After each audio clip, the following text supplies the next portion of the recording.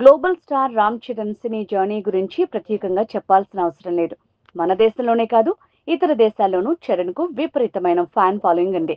Megastar తనయుడిగా ఇండస్ట్రీలోకి అడుగుపెట్టినప్పటికీ తనకంటూ ప్రత్యేకమైన ఫ్యాన్ ఫాలోయింగ్ సొంతం చేసుకున్నాడు. సినిమాకు వేరియేషన్స్ చూపిస్తూ నటుడిగా దూసుకుపోతున్నాడు. నేడు రామ్ చరణ్ పుట్టినరోజు.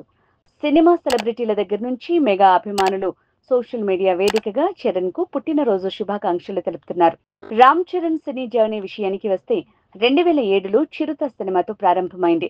ఈ సినిమా పూరి జగన్నాథ్ దర్శకత్వంలో వచ్చిన యాక్షన్ డ్రామా. ఈ సినిమా మిశ్రమ స్పందనలు పొందినప్పటికీ రామ్ చరణ్ ఎనర్జీ, డాన్స్ ప్రేక్షకులను ఆకట్టుకుంది.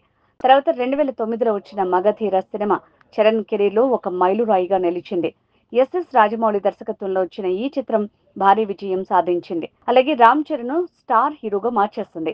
ఈ సినిమాలో చరణ్ నటన, యాక్షన్ సీక్వెన్స్, కాజల్ అగర్వాల్ తో కెమిస్ట్రీ విమర్శకుల ప్రశంసలు అందుకున్నాయి. ఆ తర్వాత రచ్చ, నాయక్, ధ్రువ వంటి సినిమాలతో కమర్షియల్ విజయాలు సాధించాడు. రంగస్థలం సినిమాలో గ్రామీణ నేపథ్యంలో చిట్టిబాబు పాత్రలో తన నటన అభిమానులను, విమర్శకులను కట్టిపడేసేలా చేసింది.